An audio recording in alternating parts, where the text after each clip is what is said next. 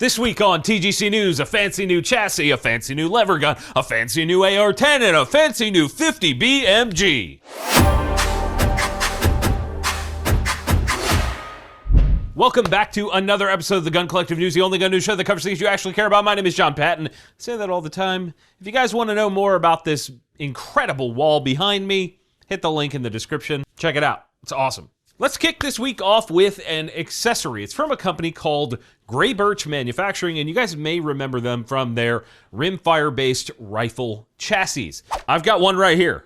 Well, now they've stepped into the big league, so to speak. And when I say big, I mean physically larger with the new Lassis for the Remington 700 platform.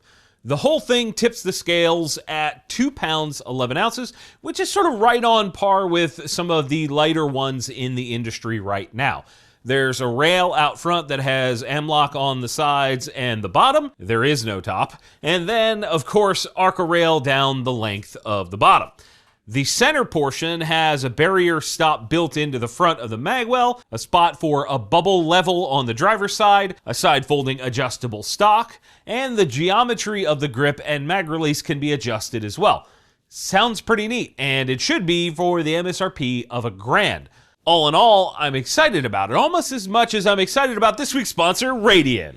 RADIAN offers some of the most interesting pistol accessories out there, like the Guardian Optic Protector, with the 6 backup sights. Made for optics like this RMR, you can rest assured it will protect your optic even in the harshest conditions. Even if those conditions are a bit ridiculous. To learn more, head over to Radianweapons.com. My segues are pretty good, right? How's about some more new guns? You guys like new guns, right? I hope so, because we got a bunch this week. First is one from Marlin. We harassed them last week about the Dark Series not being made in .357 Magnum, and as it turns out, they made the classic style 1894 lever gun in .357 instead. Like silly gooses that they are.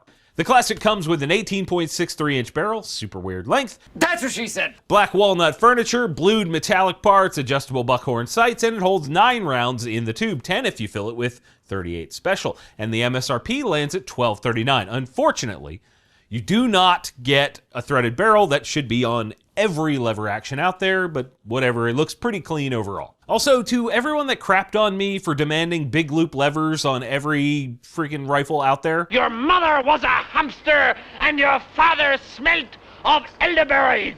Moving on from there, a company called Texas Weapon Systems, a maker of AK accessories, released the IK-103, which I believe is their first full rifle. IK stands for Improved Kalashnikov. I hope you like purple, by the way, based on these images. It comes with a 16-inch barrel, Magpul CTR stock out back, full-length pick rail on top, Hogue pistol grip, Krebs enhanced selector lever, adjustable gas block, which means it should run well with a can, a CMC trigger, and I'm sure I'm missing a couple trinkets. This thing is dripping in "that's how they should come" type parts. Oh, and the core of it, I missed this, is the MB47 billet AK receiver from Sharps Bros, which is pretty neat. It sounds like a solid rifle all the way through, and it should, because the MSRP is $2,300.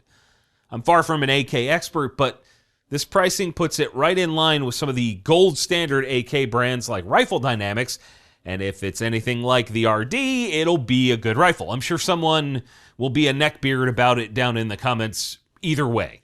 Rolling forward again, 21st Tech, a company we covered not long ago for their 7.62-39 rifle, just announced one called the Tech G3. Long story shorter, they took the AR-10 platform and forced it against its will to mate with the G3 platform.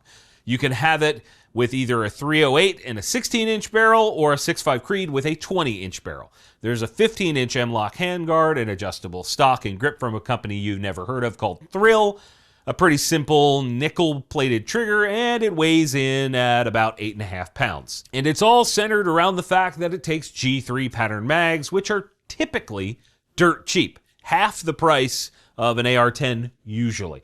I'd love to hear your thoughts on this next part though. MSRP is $1,500. They asked if I wanted to review one of these things, but I turned it down because it seems like the only interesting feature is that it takes G3 mags, and that's not really enough for a review.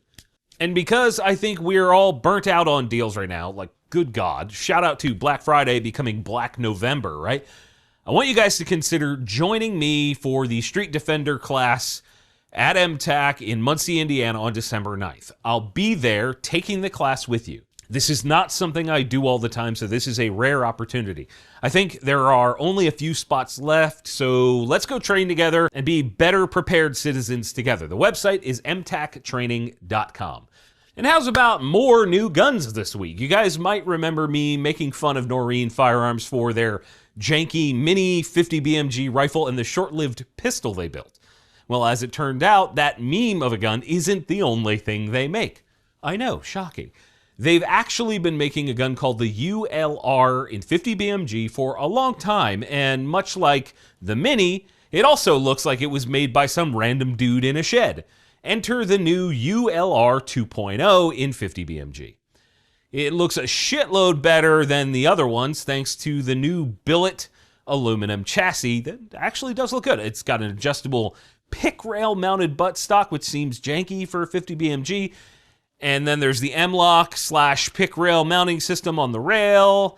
They say there's ARCA, but I don't see it anywhere in these pictures. Maybe it's like under the front of the chassis and hidden. I don't know. You'd figure if that's on the gun, you'd take a picture of it, right? I don't know. The website also makes a claim that sounds like a Chinese bot wrote it. 10 years gun strong, whatever the that means. Oh, and there is an A2 AR-15 grip on there, which is hilarious. I usually just throw those in the trash. I suppose most folks that would be buying this thing will just rip it right off the gun, but it's still kind of funny considering the MSRP on this thing is $2,700. Now, they're claiming 1 MOA accuracy, which is actually not terrible for most 50 BMG ammo, and it also has a Timney trigger in it, which is nice. I mean, if you want to shoot 50 BMG, this is definitely an option, I guess. The plastic cup cheek riser and the grip and the pick rail mounted stock, it just feels half-assed to me. Maybe I'm wrong. I don't know. I've been wrong before. Oh, and on top of that,